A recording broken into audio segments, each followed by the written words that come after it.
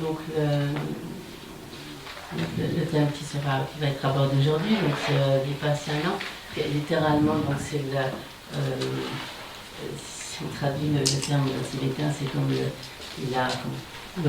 placement proche de l'attention, quelque chose comme ça, Tianba Nyosha. Et donc Geshe-la va d'abord donner donc afin de développer donc notre motivation, donc développer une disposition d'esprit appropriée, faire une présentation globale du Lamrim et arriver à la partie concernant donc, la sagesse qui réalise la vacuité. Il donnera des explications sur ce sujet plus précisément.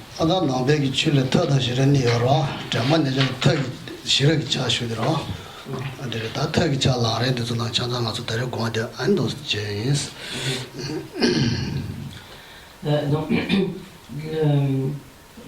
l'ensemble de la voie bouddhiste comprend deux aspects principaux qui sont donc l'aspect de la sagesse et l'aspect de la méthode. Et donc, un grand nombre, en quelque sorte, les étapes préliminaires à la sagesse qui réalise la vacuité sur la voie progressive, donc sur le Lamrim, sont du domaine de la méthode. Et donc, lorsque l'on arrive bien sûr à cette étape de la sagesse, on arrive à l'aspect de la sagesse.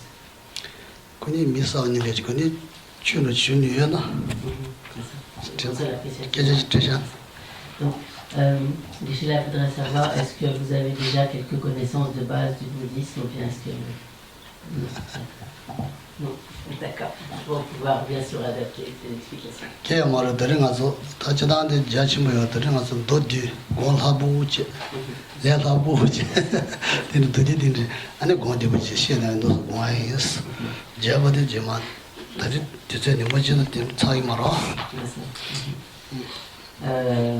Donc, n'ayez pas d'inquiétude.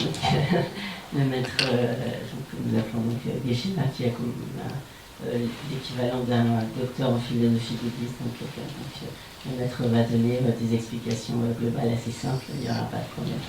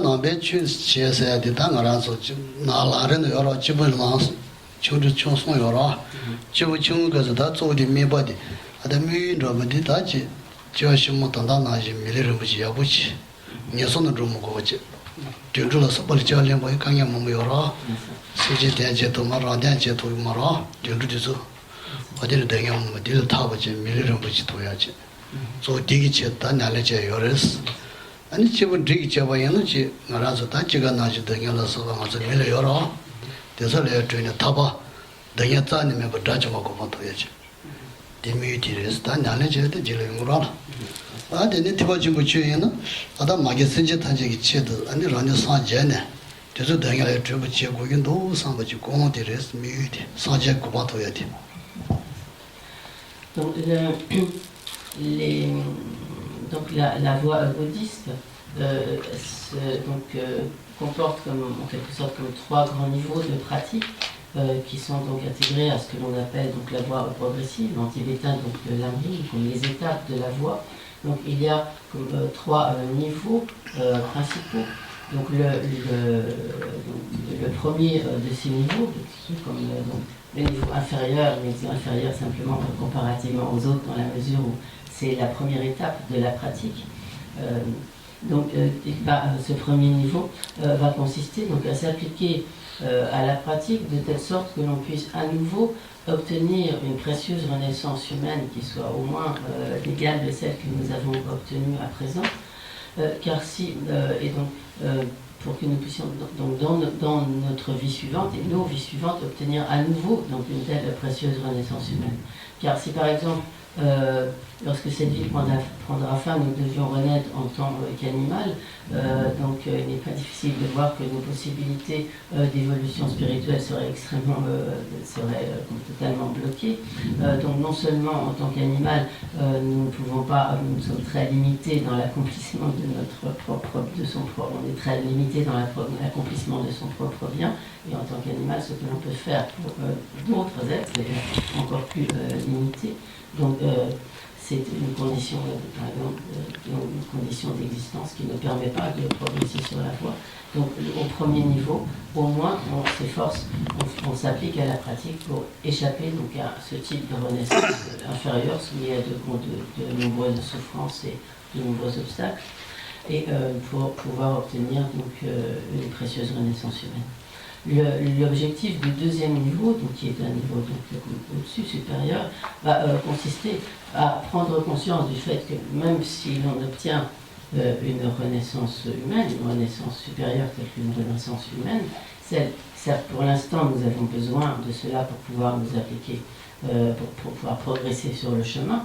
Néanmoins, nous savons très bien qu'une telle renaissance n'est pas du tout à l'abri des souffrances, que nous y faisons toutes sortes d'expériences douloureuses, ne serait-ce que l'expérience de la naissance, de la maladie, de la vieillesse, de la mort, etc.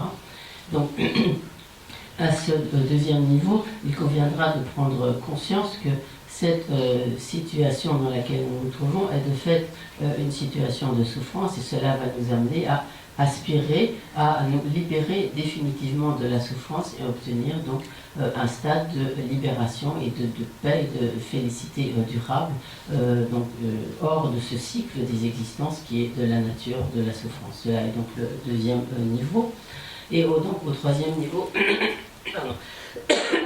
qui est donc le niveau le plus élevé, supérieur, on prendra conscience du fait que non seulement nous-mêmes nous sommes plongés dans toutes ces souffrances du cycle des existences, mais qu'il en va de même de tous les autres êtres du cycle des existences, qui sont eux-mêmes continuellement soumis à la souffrance. Or, tous ces êtres, nous avons eu tout au long de nos existences, dans le cycle des existences, des relations extrêmement proches avec tous ces êtres, qui ne sont pas pour nous donc des êtres indifférents, et que par conséquent, il est essentiel que nous recherchions à libérer tous ces êtres de la souffrance, et pour cela, donc, nous allons être déterminés à obtenir la perfection de l'état de Bouddha, où nous aurons alors éliminé toutes les imperfections, nous aurons éliminé tous les obstacles et développé toutes les qualités qui nous permettront d'agir de manière parfaitement appropriée pour pouvoir libérer tous les autres êtres de leur souffrance.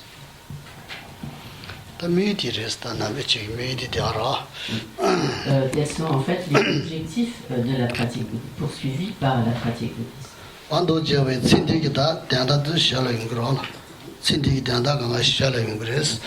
Donc, lorsque nous recherchons, nous appliquons à la pratique pour atteindre l'encontre de ces trois objectifs, comme automatiquement, tout naturellement, par les pratiques ainsi mises en œuvre, nous accomplirons le bien-être de l'existence présente sans avoir à le rechercher spécifiquement.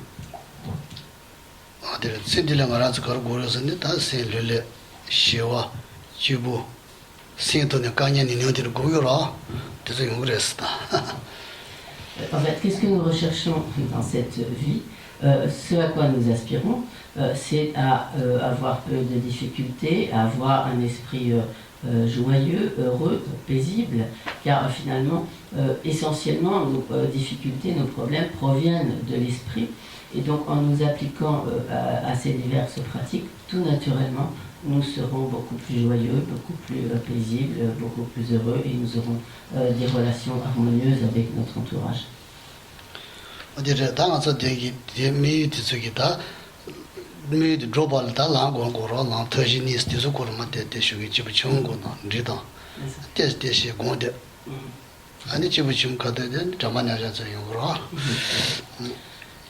Donc, tels sont donc comme les trois objectifs successifs recherchés donc, par le pratiquant bouddhiste, mais bien sûr ces objectifs sont tout à fait atteignables, mais pour pouvoir les atteindre, il est nécessaire de s'appliquer à la pratique de la voie, et donc comme nous l'avons vu, ces pratiques de la voie comportent donc deux aspects, les aspects de la sagesse et de la méthode.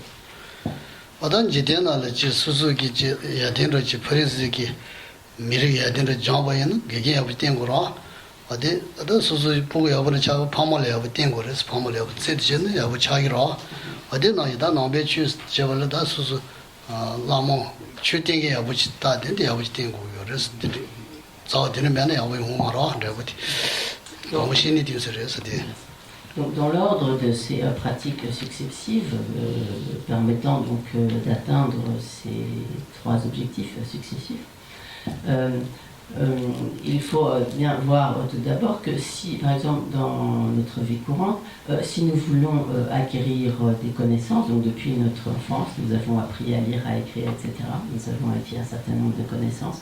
Et donc pour cela, nous avons dû nous en remettre à nos instituteurs, à nos professeurs, etc., qui nous ont, grâce auxquels donc, nous avons pu acquérir toutes ces connaissances. Également, nous devons également suivre tous les conseils de nos parents. Donc, nos parents nous donnent donc une éducation, etc.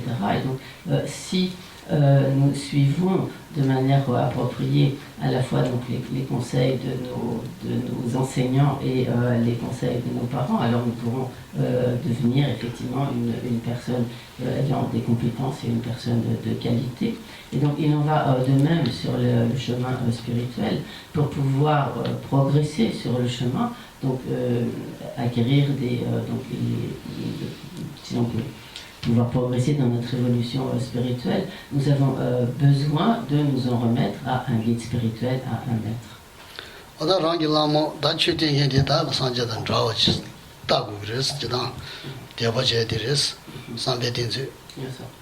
Et donc, pour suivre correctement le maître, nous en remettre donc à un maître, il est important de suivre le maître d'une part par la pensée, et cela va consister à voir que pour nous, le maître est tout à fait pareil, semblable au Bouddha. Donc considérer le maître, voir le maître comme étant semblable au Bouddha, cela consiste donc à suivre le maître par la pensée.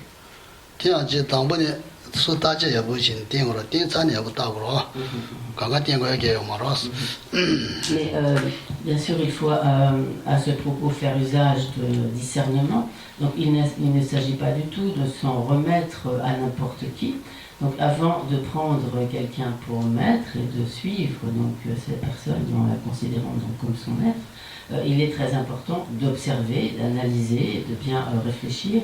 Et une fois que l'on arrive donc vraiment à la conviction que la personne peut être vraiment à toutes les compétences pour être un maître et que nous pouvons vraiment nous fier à une telle personne, alors nous pourrons vraiment nous en remettre à cette personne comme étant notre maître. Mais il ne s'agit absolument pas de se vouer à l'aveuglette à n'importe qui.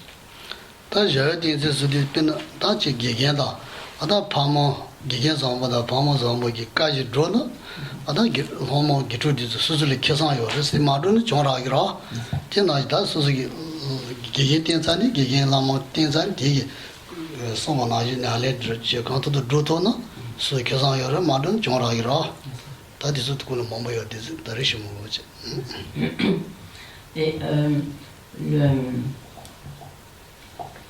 il est important également donc, de suivre le maître par les actions, et cela va consister précisément à suivre donc, les conseils du maître. Et en fait, pourquoi devrions-nous suivre les conseils du maître? Bon, il en va de même donc, si on a de bons parents donc, et de bons professeurs, si l'on suit les instructions, les directives, les conseils, etc., de ses professeurs et les conseils de bons parents, alors c'est nous qui bénéficierons, c'est uniquement nous qui serons bénéficiaires, qui bénéficieront de tous ces bons conseils. Donc nous n'avons absolument rien à perdre et tout à gagner en suivant donc ainsi les conseils de bons professeurs et les conseils de bons parents. Et donc il en va de même pour ce qui est de suivre correctement donc un maître, un guide spirituel par nos actions, par nos comportements, en suivant correctement donc un maître qualifié. Il n'y auront que des avantages et aucun inconvénient.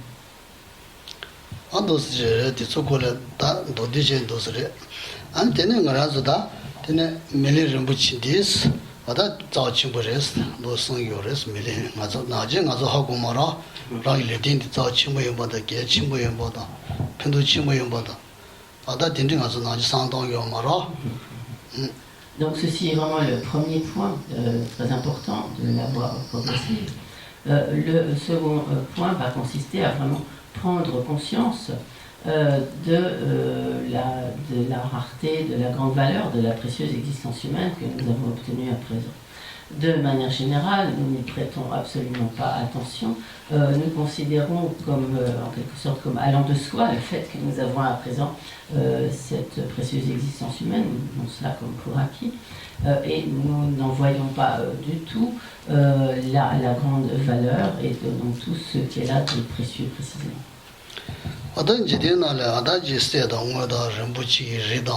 어떤 노부 림부치 노부 군대 군정스 쇼부들 자오치부들 요레스 뒤줄래제는 다 된지되나를 배 자오치부 안에네 공부 계층부 쓰기로 노부디서 딜라 전지 동지 신는 거라서 르딘디 자오치고 계치고 안에 펜도치고 용고레스. De manière générale, dans ce monde, il y a certains matériaux que nous considérons comme extrêmement précieux, tels que l'or, l'argent, le diamant, toutes sortes de pierres précieuses, les émeraudes, les rubis, etc. Donc, nous considérons cela comme ayant, parce que cela est rare, donc nous considérons également cela comme extrêmement précieux du fait de ses qualités, etc. Mais en réalité, la précieuse existence humaine que nous avons obtenue à présent est infiniment plus précieuse que tous les joyaux de ce monde, car tout ce que nous permet d'accomplir cette précieuse existence humaine a infiniment plus de valeur que tout ce que nous pourrions faire avec les plus précieux des joyaux.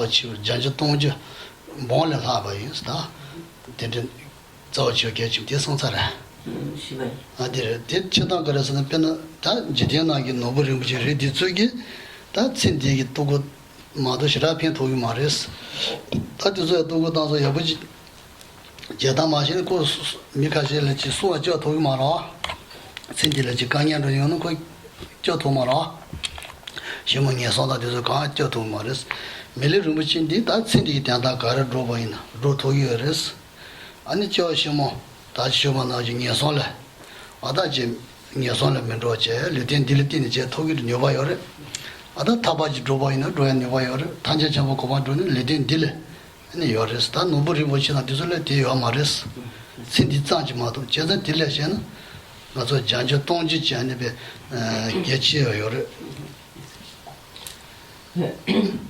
On pourrait alors se demander, mais en quoi donc cette existence humaine est infiniment, donc comme des centaines, des milliers de fois plus précieuse que tous les joyaux que nous pourrions posséder dans ce monde.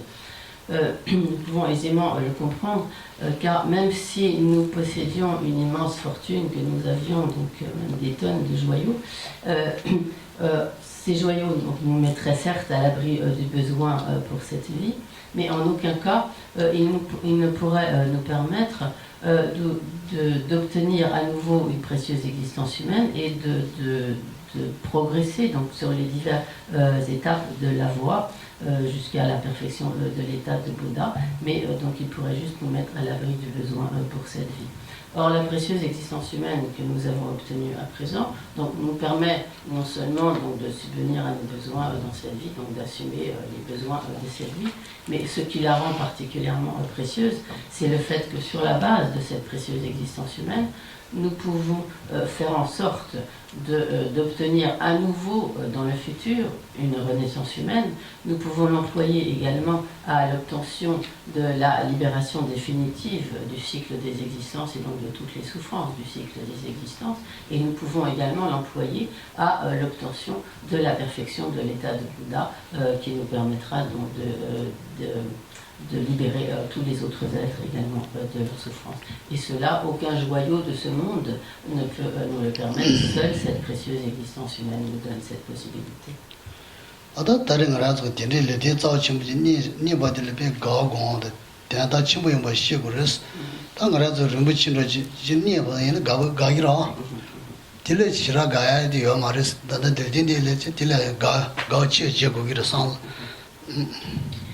Donc lorsque l'on médite ainsi, que l'on réfléchit sur tous les avantages, tout le caractère très précieux de cette précieuse existence humaine, donc il est important de vraiment s'en réjouir, cela doit vraiment nous mettre en joie de réaliser que nous avons à présent obtenu cette précieuse existence humaine. Si par exemple il nous arrive d'entrer en possession d'un joyau d'une très grande valeur, alors nous serions extrêmement heureux, mais en réalité cette joie ne se justifie pas vraiment, car le bénéfice que nous pouvons en tirer est limité. En revanche, lorsque nous réalisons le caractère très précieux, toute la valeur de cette précieuse existence humaine, il y a vraiment de quoi s'en réjouir très grandement et à juste titre.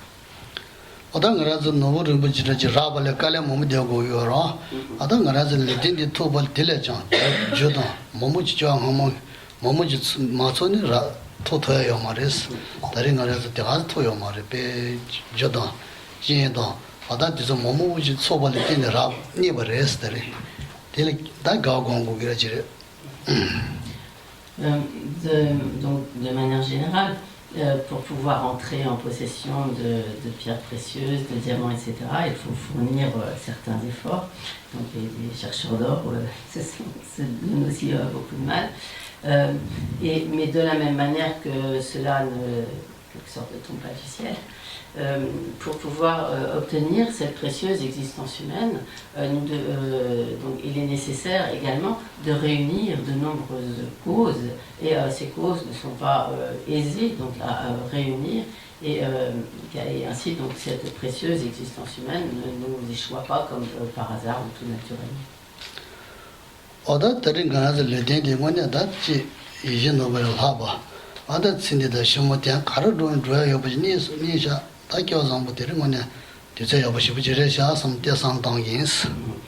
Donc,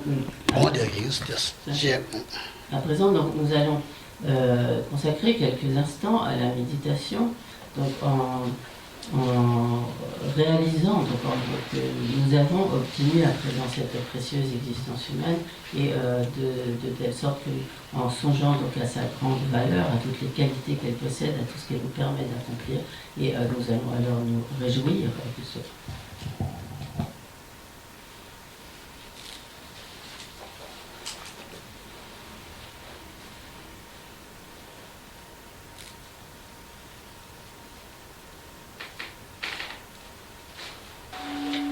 Those Goya is that the Rimania Ledindi Tinditouch with two shops and Galaland, which is Sandon Goyora, Ledindi Tindia, which two shops on which. Nous songeons ainsi que nous avons à présent donc obtenu cette précieuse existence humaine et que c'est une grande chance et nous nous en réjouirons. Madame Jitina Ladaji, Nobu Rimbuchi, Momuji Yobache, and the Susu Saya Toya, Goyan, Pejamata, Sujubu did in Pambo Yora, the Peja Danton, just Pingra, Tena Yangara, the ladies of Chimbundi, Cindy Dada Do, Shumui Dada Do, or Dennis Chagu, the Peja Resto.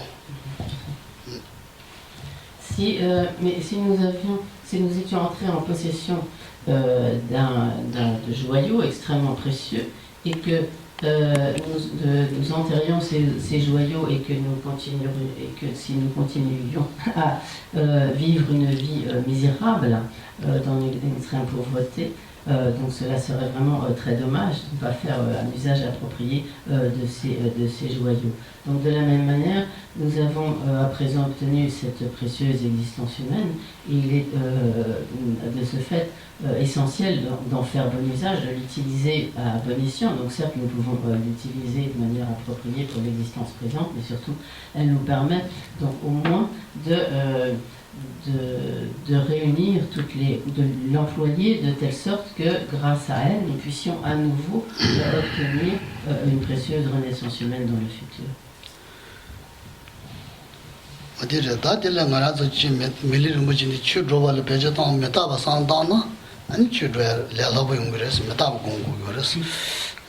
Donc, ainsi, au vu de sa grande valeur, il est important de ne pas gaspiller vainement cette précieuse existence humaine.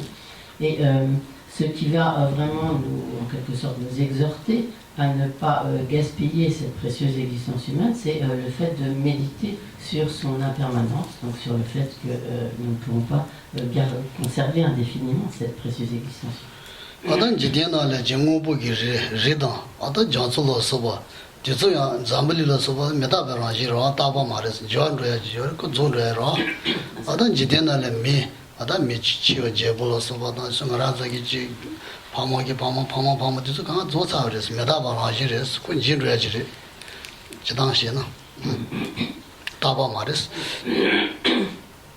Donc, lorsque l'on réfléchit donc, à cette impermanence, il n'est pas difficile de constater que tous les éléments du monde environnant, donc que les montagnes, les océans, etc., donc tout l'environnement de ce monde n'est pas du tout permanent, que les éléments sont continuellement mouvants, et qu'il y a ainsi continuellement donc, des transformations de cet environnement.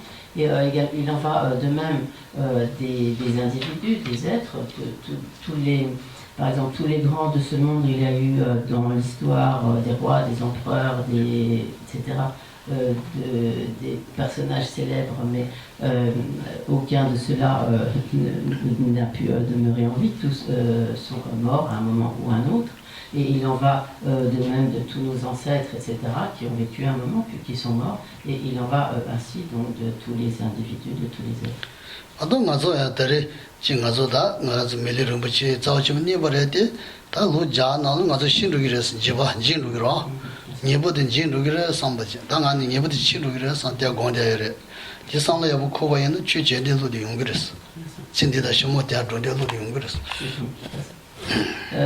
Et donc il en va de même de notre propre situation. Donc nous ne pourrons pas demeurer continuellement en vie. Tout au plus, nous pourrons vivre une centaine d'années, mais il est certain que de toute façon, tôt ou tard, nous mourrons. Donc lorsque nous prenons vraiment conscience de cela, cela va nous pousser, nous exhorter vraiment à faire bon usage de cette précieuse existence humaine, de telle sorte que nous puissions l'employer à assurer une destinée future favorable à notre existence, et à ce que nous puissions au moins obtenir à nouveau une précieuse renaissance humaine au-delà de cette vie.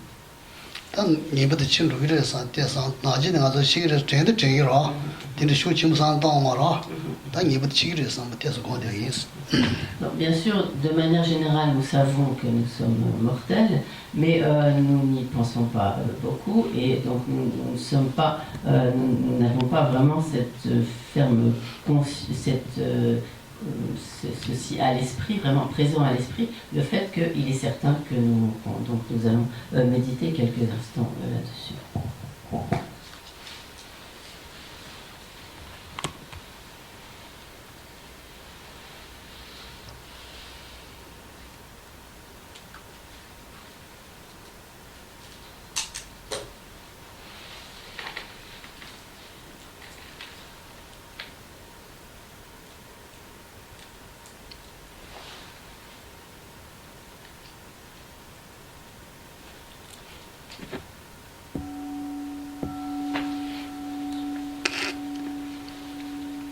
아단 도 상당히 취진들도 되고 그랬을 때는 나치를 예봐요 말았어. 나라서 나로 취준 인상 이름 대다 로기한바츠 아니 지가서 그래. 조부시야도 소바티는 요 지리는 알아서 미 통한도 쉬게 들타나 있는 산이니 야매바 차로 소바티는 몸도 나치를 예봐요 말았어. 다 나치를 예봐면도 가디 제하고 말았어. 또 상대 당긴 Lorsque nous prenons vraiment conscience de la certitude de notre mort, donc cela nous motive, donc nous pousse à vouloir donc, employer cette précieuse existence à bon escient. Donc, non seulement il est certain que nous mourrons, mais en outre nous ne savons pas quand, car il n'y a absolument aucune certitude quant au moment où notre mort peut survenir. De fait, elle peut survenir à tout moment.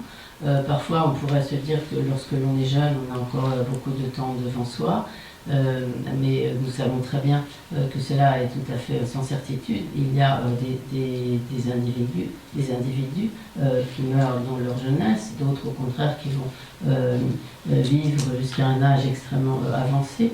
Et donc l'âge ne fait pas, ce n'est pas l'âge qui fait la différence, donc il n'y a absolument aucune certitude. Et en réalité, donc notre mort peut survenir à tout moment. Il n'y a absolument donc aucune certitude quant au moment où notre mort peut se produire.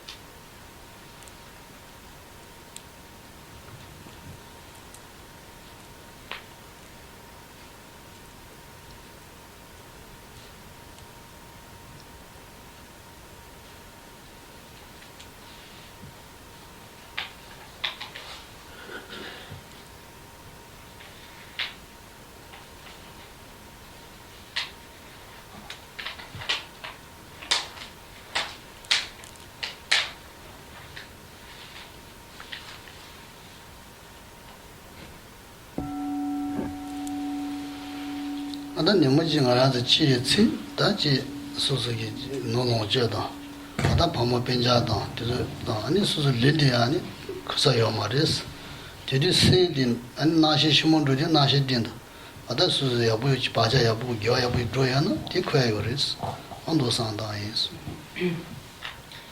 Et en troisième lieu, lorsque effectivement viendra le moment de notre mort, nous devrons tout ce qui faisait notre environnement de cette vie, nous devons le laisser derrière nous, nous devrons laisser derrière nous toutes nos possessions, nous laisserons tous nos proches, notre famille, nos amis, etc. Et donc là,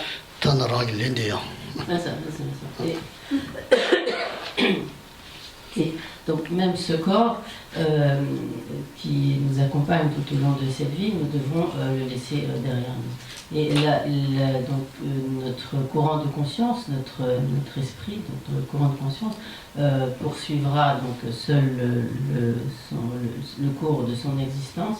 Et à ce moment-là, la seule chose qui pourra vraiment nous être profitable, ce sera donc ce seront comme les pratiques du dharma, donc de l'esprit spirituel, toutes les pratiques vertueuses, positives, dont nous aurons pu imprégner notre esprit, et cela donc accompagnera notre esprit au-delà de cette existence, mais que le reste ne sera plus d'aucune utilité.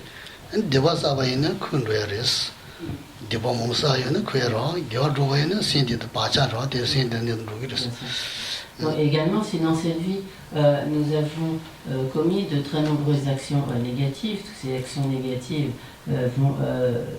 laissent également leur empreinte, imprègnent donc notre esprit, notre courant de conscience, mais également donc, toutes les actions favorables, positives, vertueuses que nous avons pu accomplir dans cette vie auront ainsi imprégné donc, notre courant de conscience et l'accompagneront au-delà de cette existence, et cela pourra alors nous être profitable, bénéfique au-delà de cette vie.